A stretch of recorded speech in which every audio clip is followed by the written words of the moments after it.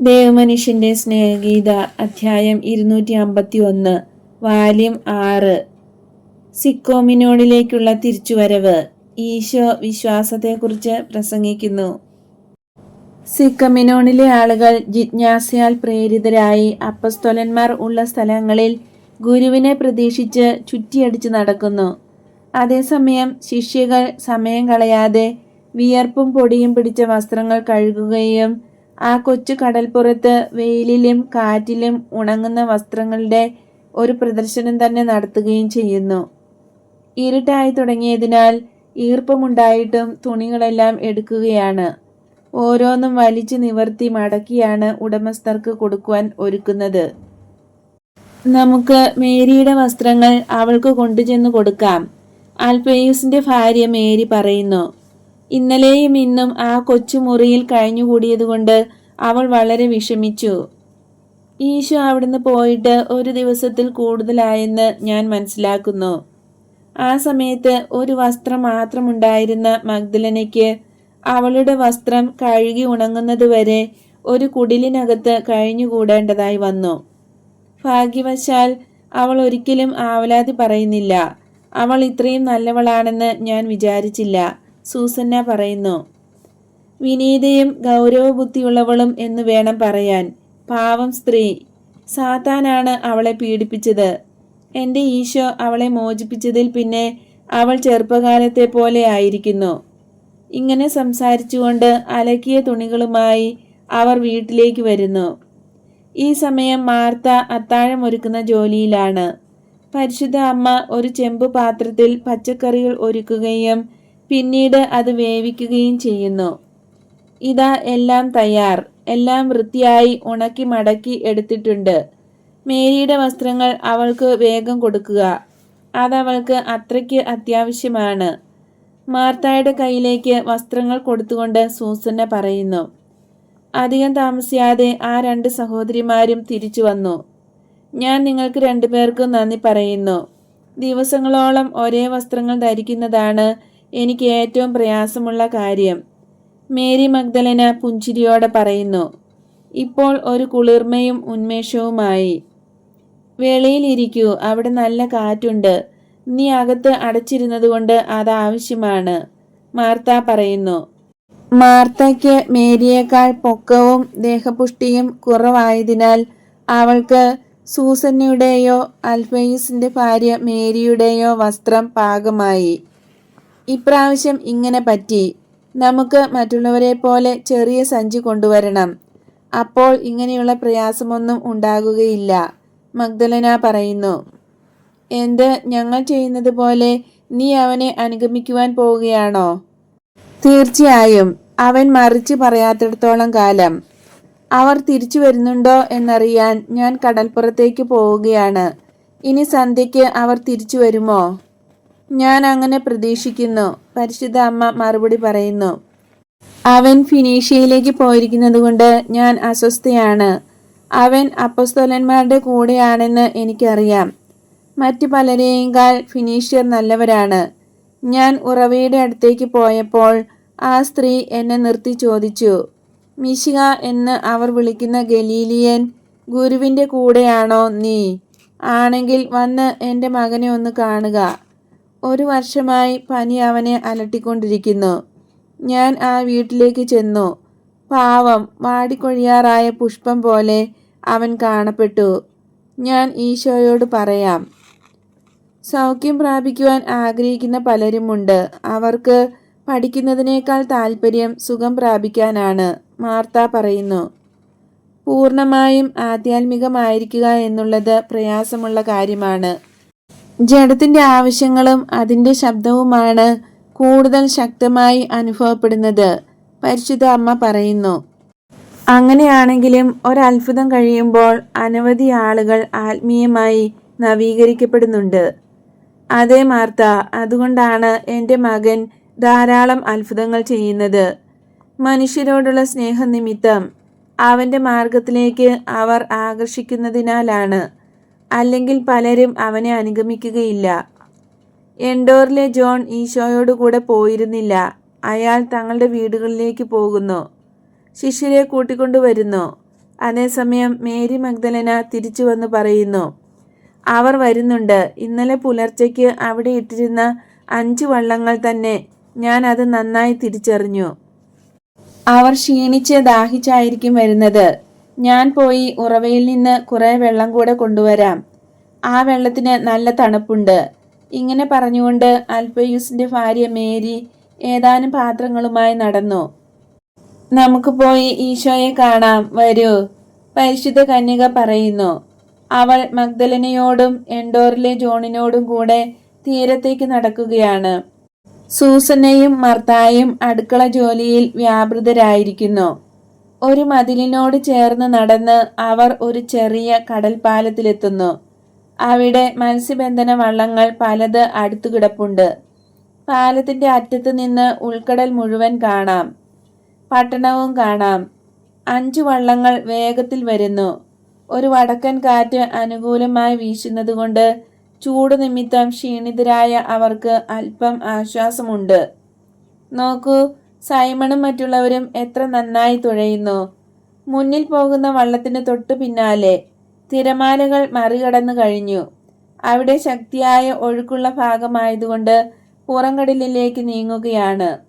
കൊള്ളാം, എല്ലാം നന്നായിരിക്കുന്നു. അധികം താമസിയാതെ അവരെത്തും. എൻഡോറിലെ ജോൺ പറയുന്നു. വള്ളങ്ങൾ അടുത്തു വരുന്നു. അതിലെ ആളുകളെ ഇപ്പോൾ തിരിച്ചറിയുവാൻ കഴിയുന്നുണ്ട്. ഈശോയും ഐസക്കും ആദ്യത്തെ വള്ളത്തിലാണ്. അവൻ എഴുന്നേറ്റു. നല്ല ഉയരമുള്ള ആ രൂപം അതിന്റെ മഹിമയോടുകൂടെ പ്രത്യക്ഷപ്പെടുന്നു. കുറെ നിമിഷത്തേക്ക് വള്ളപ്പായ് പറന്ന് അവനെ മറയ്ക്കുന്നു. വള്ളങ്ങൾ ചെറിയ പാലത്തിൽ അടുപ്പിക്കുന്നതിന് ഗതി മാറ്റുന്നുണ്ട്. സ്ത്രീകൾ നിൽക്കുന്ന സ്ഥലം കടന്നു പോകുമ്പോൾ ഈശോ പുഞ്ചിരി തൂക്കിക്കൊണ്ട് അവരുടെ നേർക്ക് കൈവീശുന്നു. വള്ളം അടുക്കാൻ പോകുന്ന സ്ഥലത്തേക്ക് സ്ത്രീകൾ വേഗം നടക്കുകയാണ്. എന്റെ മകനെ, ദൈവം നിന്നെ അനുഗ്രഹിക്കട്ടെ. വള്ളത്തിൽ നിന്നിറങ്ങുന്ന മകനെ അഭിവാദ്യം ചെയ്തുകൊണ്ട് മേരി പറയുന്നു. അമ്മേ, ദൈവം അമ്മയെ അനുഗ്രഹിക്കട്ടെ. അമ്മയ്ക്ക് ഉത്കണ്ഠയുണ്ടായിരുന്നോ? ഞങ്ങൾ അന്വേഷിച്ച മനുഷ്യൻ സിഡോണിലില്ലായിരുന്നു. അതിനാൽ ഞങ്ങൾ ടയർ വരെ പോയി. അവിടെ അവനെ കണ്ടെത്തി. എർമസ്തേവൂസ്, വരൂ. ജോണേ, ഇതാ, ഇയാൾക്ക് പഠിക്കുവാൻ ആഗ്രഹമുണ്ട്. അവനെ പഠിപ്പിക്കുന്ന കാര്യം നിന്നെ ഫലമേൽപ്പിക്കുന്നു. ഗുരുവേ, നിനക്ക് നന്ദി പറയുന്നു. എന്നാൽ നിന്റെ വചനങ്ങൾ അവനെ ഞാൻ പഠിപ്പിക്കുന്ന വിധത്തെക്കുറിച്ച് നിനക്ക് നിരാശയുണ്ടാകുമോ എന്ന് ഞാൻ ഭയപ്പെടുന്നു. ഇതാ, ധാരാളം പേർ നിന്നെ കാത്തു നിൽക്കുന്നുണ്ട്. മകനെ, രോഗിയായ ഒരു ബാലനുണ്ട്. അവൻ്റെ അമ്മ നീ അങ്ങോട്ട് ചെല്ലണമെന്ന് ആഗ്രഹിക്കുന്നു. ഇപ്പോൾ തന്നെ ഞാൻ അങ്ങോട്ട് പോകാം. അവൾ ഏതാണെന്ന് എനിക്കറിയാം. ഞാൻ നിന്നെ അങ്ങോട്ട് കൊണ്ടുപോകാം. എർമസ്തേവൂസ്, ഞങ്ങളുടെ കൂടെ വരൂ. നമ്മുടെ കർത്താവിൻ്റെ അനന്തമായ നന്മകൾ നീ അറിയുവാൻ തുടങ്ങും. എൻഡോറിലെ ജോൺ പറയുന്നു. പത്രോസ് 2-ാമത്തെ വള്ളത്തിൽ നിന്നും, ജെയിംസ് 3-ാമത്തേതിൽ നിന്നും, ആൻഡ്രൂ 4-ാമത്തേതിൽ നിന്നും, ജോൺ 5-ാമത്തേതിൽ നിന്നും ഇറങ്ങുന്നു. ഈ 4 പേരും മറ്റ് അപ്പസ്തോലന്മാരും ശിഷ്യരാലും അനുഗതരായി ഈശോയുടെയും മേരിയുടെയും ചുറ്റും കൂടുന്നു. വീട്ടിലേക്ക് പൊയ്ക്കൊള്ളൂ, ഞാൻ വേഗം അവിടെ എത്താം. അത്താഴം ഒരുക്കുക. സന്ധ്യാപ്രാർത്ഥന കഴിയുമ്പോൾ അവിടെ കൂടിയിരിക്കുന്നവരോട് ഞാൻ പ്രസംഗിക്കുമെന്ന് പറയുകയും ചെയ്യുക. രോഗികളുണ്ടെങ്കിൽ എന്തു ചെയ്യും? ആദ്യം അവരെ ഞാൻ സുഖപ്പെടുത്തും. അത്താഴത്തിന് മുമ്പ് തന്നെ അവർ സന്തോഷത്തോടെ വീടുകളിലേക്ക് പോകട്ടെ. അവർ പോയി. എൻഡോറിലെ ജോണിനോടും എർമാസ്തേവൂസിനോടും കൂടെ ഈശോ പട്ടണത്തിലേക്ക് നടന്നു. മറ്റുള്ളവർ ചരൽ നിറഞ്ഞ തീരത്തുകൂടി അവർ കണ്ടതും കേട്ടതുമെല്ലാം പറഞ്ഞുകൊണ്ട് കുട്ടികൾ മാതാക്കളുടെ പക്കലേക്ക് എന്ന പോലെ സന്തോഷത്തോടെ മടങ്ങുന്നു. കറിയോത്തുകാരൻ യൂദാസും സന്തോഷവാനായി കാണപ്പെടുന്നുണ്ട്. ചിപ്പി വാരുന്ന മുക്കുവൻ കൊടുത്ത സമ്മാനം അവൻ എല്ലാവരെയും കാണിച്ചു. വിലപിടിപ്പുള്ള ആ സാധനം അടങ്ങിയ പൊതിക്കെട്ടും കാണിക്കുന്നു. ഇത് ഗുരുവിനുള്ളതാണ്. അവനത് ധരിക്കുന്നില്ലെങ്കിൽ പിന്നെ ആർക്ക് ധരിക്കുവാൻ കഴിയും? മുക്കുവൻ എന്നെ ഒരു വശത്തേക്ക് വിളിച്ചു പറഞ്ഞു, ഞങ്ങളുടെ വഞ്ചിയിൽ കുറെ വിലപിടിച്ച ചിപ്പികളുണ്ട്, കുറെ മുത്തുകളും. ഓർത്തു നോക്കിക്കേ, ഒരു നിധി. ഞങ്ങൾ ഇത്ര ഭാഗ്യവാന്മാരാണെന്നറിഞ്ഞില്ല. എന്നാൽ നല്ല മനസ്സോടെ ഞങ്ങൾ ഇതെല്ലാം ഗുരുവിന് കൊടുക്കും. വന്ന് അതെല്ലാം കാണുക. അവരെ തൃപ്തിപ്പെടുത്തുന്നതിനായി ഞാൻ അവരുടെ കൂടെ പോയി. ആ സമയത്ത് ഗുരു പ്രാർത്ഥിക്കുന്നതിനായി ഒരു ഗുഹയിലേക്ക് പോയിരുന്നു. അനന്തരം സമ്പാദ്യങ്ങൾ മനോഹരമായ മുത്തുച്ചിപ്പികളാണ്. പിന്നെ അത്ര വലുതല്ലാത്ത മനോഹരമായ ഒരു മുത്തും. ഞാൻ അവരോട് പറഞ്ഞു, നിങ്ങൾ ഇത് നഷ്ടപ്പെടുത്തി കളയരുത്. ഗുരു രത്നങ്ങളൊന്നും ഉപയോഗിക്കുകയില്ല. പകരം അവന്റെ വസ്ത്രം മോടി പിടിപ്പിക്കുന്നതിന് ആ പർപ്പിൾ മാത്രം മതി. പർപ്പിൾ എന്ന് പറഞ്ഞാൽ ചിപ്പിയിൽ നിന്ന് കിട്ടുന്ന ധൂമ്രവർണ്ണ ചായം. അതുപയോഗിച്ച് വർണ്ണം കൊടുത്ത മനോഹരമായ വിലയേറിയ കമ്പിളി, ചുമപ്പും നീലയും കലർന്ന നിറം, രാജകീയ നിറം. അവരുടെ കയ്യിൽ ഈ ചെറിയ പൊതിയുണ്ടായിരുന്നു. എന്തു തന്നെ വന്നാലും അത് നിർബന്ധമായി എനിക്ക് തന്നു. അമ്മേ, ഇതുപയോഗിച്ച് നമ്മുടെ കർത്താവിന്റെ വസ്ത്രത്തിന്റെ ഏതെങ്കിലും നല്ല അലങ്കാരം ഉണ്ടാക്കുക. എങ്ങനെ ചെയ്യണമെന്ന് അമ്മയ്ക്കറിയാമല്ലോ. അതുണ്ടാക്കുമെന്ന് ഉറപ്പു പറയണം. ഗുരു ഇതറിയുകയാണെങ്കിൽ ദരിദ്രർക്ക് വിൽക്കാനായി അത് കൊടുക്കും. അവന് അർഹമായ രീതിയിൽ വസ്ത്രധാരണം ചെയ്യണമെന്ന് ഞങ്ങൾ ആഗ്രഹിക്കുന്നു. അത് ശരിയല്ലേ? ഓ, അത് വളരെ ശരിയാണ്. അവൻ ഒരു രാജാവായിരിക്കെ മറ്റുള്ളവരുടെ ഇടയിൽ സാധാരണ വസ്ത്രം ധരിച്ചു കാണുന്നത് എനിക്ക് പ്രയാസം വരുത്തുന്നു. അവർ അടിമകളേക്കാൾ താണവരാണെങ്കിലും വളരെ നിറപ്പകിട്ടുള്ള വസ്ത്രങ്ങൾ ധരിക്കുന്നു. എന്നിട്ട് അവൻ അവരുടെ അടുത്ത് നിൽക്കാൻ യോഗ്യനല്ലെന്നുള്ള ഭാവത്തിൽ അവർ അവനെ നോക്കുകയും ചെയ്യുന്നുണ്ട്. പത്രോസിന്റെ ദുഃഖം. ഹേയ്, നമ്മൾ മുക്കുവരോട് യാത്ര പറഞ്ഞു പിരിഞ്ഞപ്പോൾ ടയറിലെ ആ മാന്യന്മാർ ചിരിച്ചത് നീ കണ്ടോ? അവന്റെ സഹോദരൻ ആൻഡ്രു പറയുന്നു. ഞാൻ അവരോട് പറഞ്ഞു, എടാ പട്ടികളെ, നിങ്ങൾ ലജ്ജിക്കേണ്ടതാണ്. അവന്റെ വെള്ള മേലങ്കിയുടെ ഒരു നൂൽ നിങ്ങളുടെ മേൽത്തരം വസ്ത്രത്തേക്കാൾ ശ്രേഷ്ഠമാണ്. സെബദീപുത്രൻ ജെയിംസ് പറഞ്ഞു. യൂദ അത് കൊണ്ടുവന്ന സ്ഥിതിക്ക് കൂടാരപ്പെരുന്നാളിന് അത് തുന്നി ശരിയാക്കി കാണാൻ ഞാൻ ആഗ്രഹിക്കുന്നു. യൂദാസ് തദേവൂസ്. പർപ്പിൾ ഉപയോഗിച്ച് ഞാൻ തുന്നിയിട്ടില്ല. എന്നാൽ ഞാൻ പരിശ്രമിച്ചു നോക്കാം. പട്ടുപോലെ മൃദുലമായ നിറപ്പകിട്ടാർന്ന കമ്പിളി തൊട്ടു നോക്കിക്കൊണ്ട് പരിശുദ്ധ അമ്മ പറയുന്നു. എന്റെ ഭൃത്യ അതിന് സമർത്ഥയാണ്. സെസേറിയായിൽ നമ്മൾ അവളെ കണ്ടുമുട്ടും. അതെങ്ങനെ ചെയ്യണമെന്ന് അവൾ കാണിച്ചു തരും. നീ എല്ലാം നന്നായി ചെയ്യുന്നതിനാൽ വേഗം അത് പഠിക്കും. അവന്റെ അങ്കിയുടെ കഴുത്തിനും കൈയുടെ വക്കിനും അടിയിലത്തെ വക്കിനും വീതി കുറച്ച് പടി പോലെ വച്ചു പിടിപ്പിക്കാം. വെളുത്ത ലിനനോ റോസപ്പൂക്കളോ, വിശുദ്ധ സ്ഥലത്തെ മാർബിളിൽ കാണുന്ന അലങ്കാരങ്ങൾ തുന്നി മധ്യത്തിൽ ദാവീദിന്റെ കെട്ടും തയ്ച്ചാൽ വളരെ മനോഹരമായിരിക്കും. ഇങ്ങനെയുള്ള കാര്യങ്ങളിൽ സമർത്ഥയായ മഗ്ദലന പറയുന്നു. ഞങ്ങളുടെ അമ്മ ആ മാതൃക ഒരിക്കൽ ഉണ്ടാക്കി. സിറിയയിലുള്ള ഞങ്ങളുടെ സ്ഥലം ഏറ്റെടുക്കുന്നതിന് ലാസറസ് അങ്ങോട്ട് പോയപ്പോൾ ധരിച്ചിരുന്ന മേലങ്കിയിൽ മനോഹരമായി ഈ ചിത്രത്തുന്നൽ ചെയ്തിരുന്നു. ഞാനത് സൂക്ഷിച്ചു വച്ചിട്ടുണ്ട്. കാരണം അത് ഞങ്ങളുടെ അമ്മയുടെ അവസാനത്തെ തുന്നലായിരുന്നു. അത് ഞാൻ അയച്ചു തരാം, മാർത്ത പറയുന്നു. നിന്റെ അമ്മയ്ക്ക് വേണ്ടി പ്രാർത്ഥിച്ചുകൊണ്ട് ഞാനത് ചെയ്യാം. അവർ ആ ചെറു വീടുകളിൽ എത്തി. ഗുരുവിനെ കാത്തിരിക്കുന്നവരെ, പ്രത്യേകിച്ച് രോഗികളെ ഒരുമിച്ച് കൂട്ടുന്നതിന് അപ്പസ്തോലന്മാർ ചുറ്റും നടന്നു. എൻഡോറിലെ ജോണിനോടും എർമസ്തേവൂസിനോടും കൂടെ ഈശോ തിരിച്ചു വരുന്നുണ്ട്. വീടുകളുടെ മുമ്പിൽ നിന്നവരെ അഭിവാദ്യം ചെയ്തുകൊണ്ട് ഈശോ കടന്നു വരുന്നു. അവന്റെ പുഞ്ചിരി തന്നെ അനുഗ്രഹമാണ്. കണ്ണിന് രോഗം ബാധിച്ച് കാഴ്ച മിക്കവാറും നഷ്ടപ്പെട്ട ഒരു മനുഷ്യനെ അവന്റെ അടുക്കൽ അവർ കൊണ്ടുവന്നു. അവൻ അയാളെ സുഖപ്പെടുത്തി. മലേറിയ പിടിപെട്ട് വിളറി ചൈനക്കാരനെ പോലെ ഇരിക്കുന്ന ഒരുവനായിരുന്നു രണ്ടാമത്തെ രോഗി. അവനെയും സുഖപ്പെടുത്തി. പിന്നീട് ഒരു സ്ത്രീ ഒരു പ്രത്യേക അത്ഭുതത്തിനായി യാചിക്കുന്നു. പാലില്ലാത്ത അവളുടെ സ്തനങ്ങളിൽ പാലുണ്ടാകുവാനായി. പാൽ കുടിക്കാത്തതിനാൽ രോഗം ബാധിച്ച് ശോഷിച്ച് ചെമന്ന നിറമായ അവളുടെ ശിശുവിനെ കാണിച്ചു കരഞ്ഞുകൊണ്ട് അവൾ പറയുന്നു, ഇത് കാണുക, പുരുഷന്മാരെ അനുസരിച്ച് കുട്ടികളെ ജനിപ്പിക്കുവാൻ പറയുന്നു. ഞങ്ങളുടെ കുട്ടികൾ ക്ഷീണിച്ചു വരുന്നത് കാണുമ്പോൾ എന്ത് നേട്ടമാണ് ഞങ്ങൾക്കുള്ളത്? ഇതെന്റെ മൂന്നാമത്തെ കുഞ്ഞാണ്. 2 പേരെ കബറടക്കി. ഫലമില്ലാത്ത എൻ്റെ സ്തനങ്ങൾ നിമിത്തം ചൂടുകാലത്ത് ജനിച്ച ഇവനും മരിക്കുവാൻ പോവുകയാണ്. മറ്റവർ ഒന്ന് 10 മാസവും മറ്റേത് 6 മാസവും ജീവിച്ചു. കുടൽ രോഗം നിമിത്തം അവർ മരിച്ചു. അവർക്ക് പാല് കൊടുക്കുവാൻ കഴിയുമായിരുന്നെങ്കിൽ അത് സംഭവിക്കുകയില്ലായിരുന്നു. ഈശോ അവളെ നോക്കി പറയുന്നു, നിന്റെ കുഞ്ഞ് ജീവിക്കും, വിശ്വസിക്കുക. നീ വീട്ടിൽ പോയി അവിടെ ചെന്നാൽ ഉടനെ കുട്ടിക്ക് മുലപ്പാൽ കൊടുക്കുക, വിശ്വസിക്കുക. ഒരു പൂച്ചക്കുഞ്ഞിനെ പോലെ കരഞ്ഞുകൊണ്ട് അമ്മയുടെ മാറിൽ പറ്റിപ്പിടിച്ചിരിക്കുന്ന കുഞ്ഞിനെയും കൊണ്ട് നല്ല അനുസരണയുള്ളവളായി അവൾ പോകുന്നു. അവൾക്ക് പാലുണ്ടാകുമോ?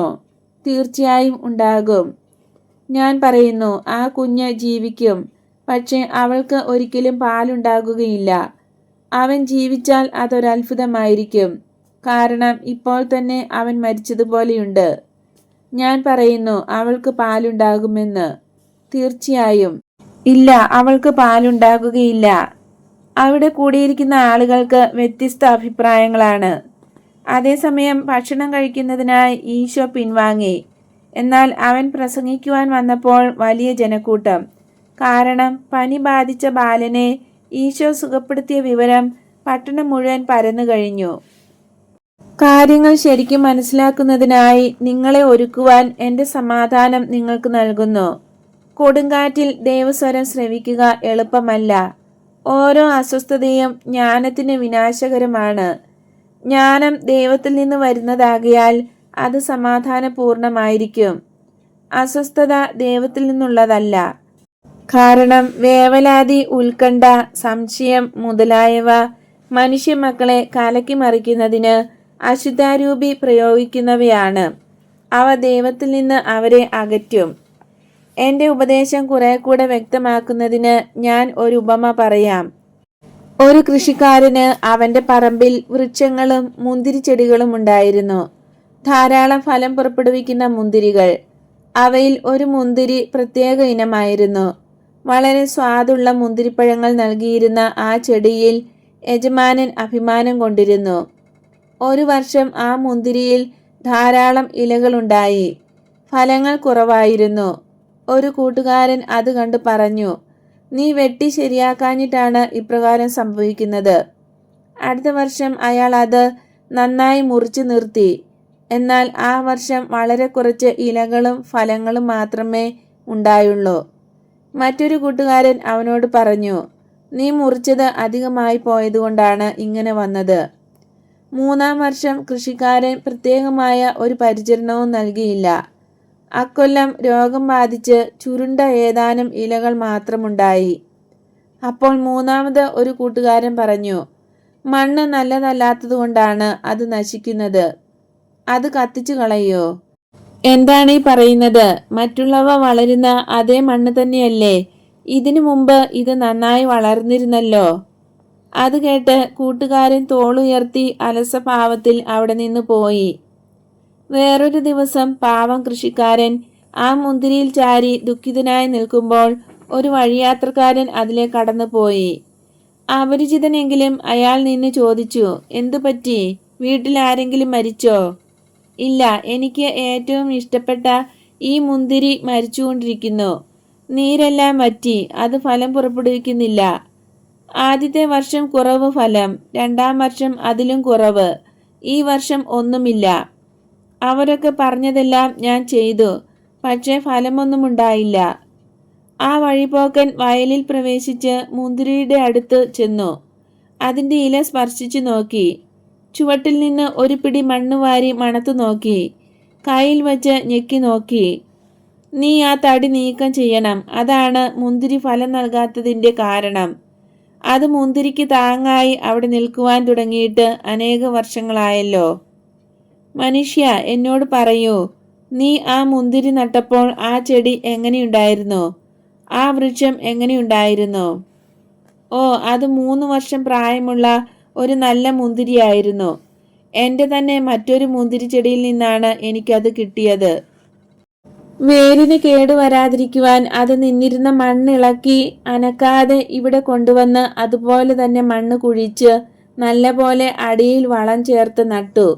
നിനക്കറിയാമല്ലോ, നല്ല വളം കിട്ടിയാൽ വേര് ശക്തിയായി വളരും. ഇത്രയും ശ്രദ്ധ ഞാൻ ആ വൃക്ഷത്തിന് നൽകിയില്ല.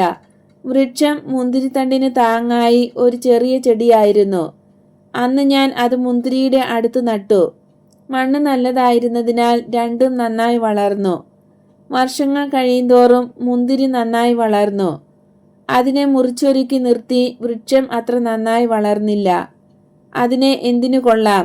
എന്നാൽ പിന്നീട് അത് ശക്തിയായി വളർന്നു. നോക്കൂ, അതിൻ്റെ അറ്റം ഗോപുരം പോലെ ഉയർന്നു നിൽക്കുന്നത് കാണാം. എൻ്റെ ചെറു സാമ്രാജ്യത്തിൻ്റെ കൊടി പോലെ ഒരിക്കൽ മുന്തിരി അതിനെ പൊതിഞ്ഞിരുന്നു.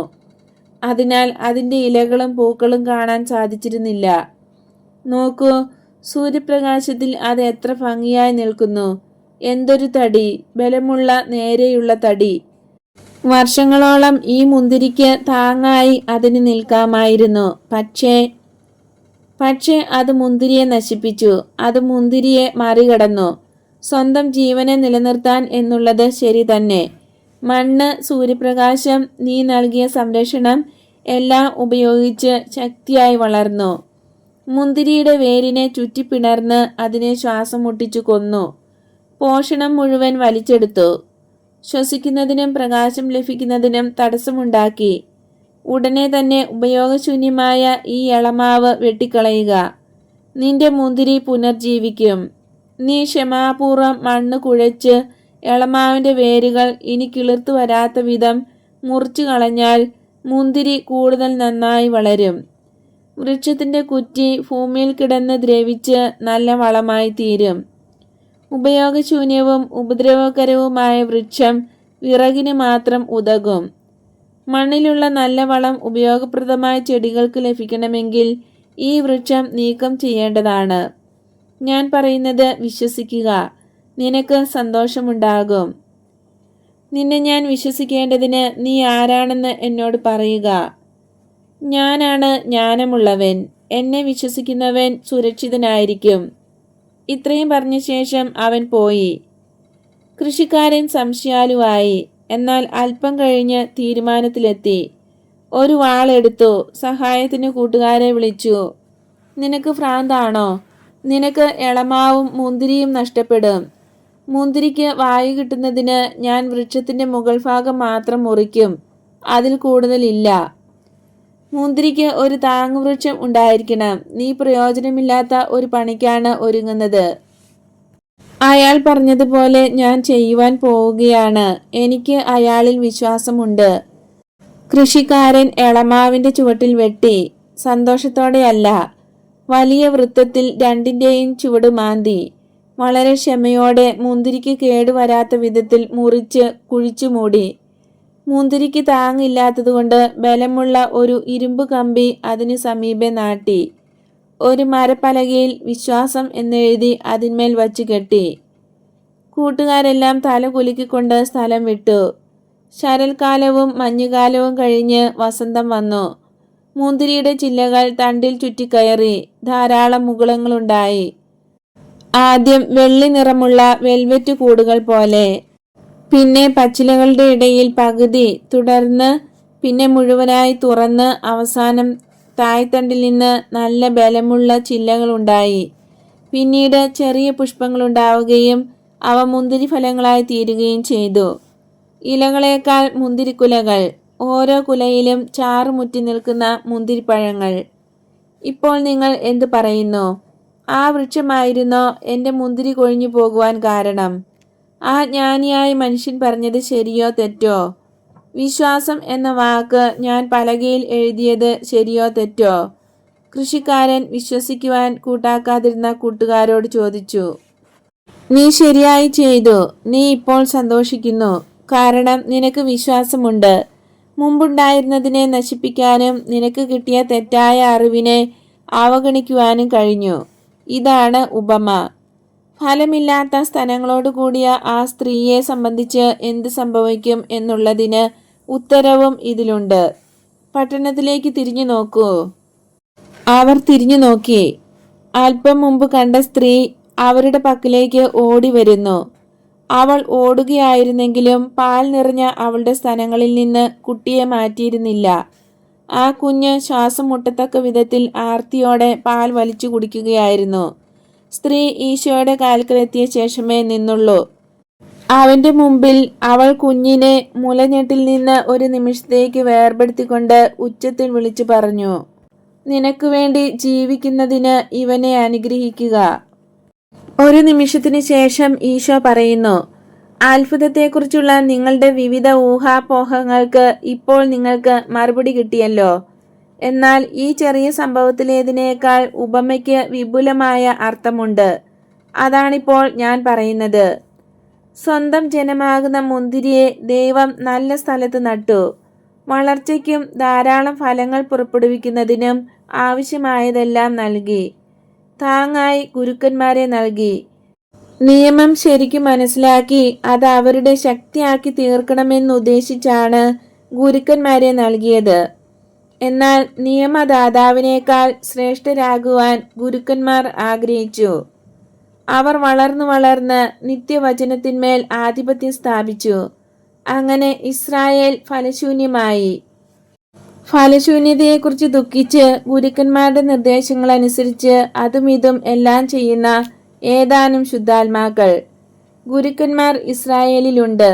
ലോകത്തിന്റെ രീതിയിൽ മാത്രം അറിവുള്ളവരും സ്വഭാവാതീതമായ അറിവില്ലാത്തവരുമായ ഗുരുക്കന്മാരുടെ ഉപദേശം കൊണ്ട് നിഷ്ഫല യത്നം ചെയ്ത് വിഷമിക്കുന്ന അവർക്ക് ശരിയായ ഉപദേശം നൽകുന്നതിന് കർത്താവ് ജ്ഞാനിയായവനെ അയച്ചു. എന്നാൽ എന്താണ് സംഭവിക്കുന്നത്? കർത്താവിനോട് വിശ്വസ്തത പുലർത്തിയിരുന്ന ആ സുവർണകാലത്തേതുപോലെ ഇസ്രായേൽ എന്തുകൊണ്ടാണ് അതിൻ്റെ ജീവനും ശക്തിയും വീണ്ടെടുക്കാത്തത്? കാരണം ഉപദേശം ഇതാണ്: പരിശുദ്ധമായതിനെ നശിപ്പിക്കുന്ന എല്ലാ പ്രമാണങ്ങളും നീക്കിക്കളയുക. 10 കൽപ്പനകളാകുന്ന പ്രമാണങ്ങൾ അത് തന്നതുപോലെ തന്നെ ഒത്തുതീർപ്പും ചാബല്യവും കാപട്യവുമെല്ലാം തള്ളിക്കളഞ്ഞ് പരിശുദ്ധമാക്കി അനുസരിക്കുക. വായുവും സ്ഥലവും വളവും മുന്തിരിക്ക് നൽകുക. ദൈവജനത്തെ ശ്വാസം മുട്ടിക്കുന്ന എല്ലാം നീക്കിക്കളയുക.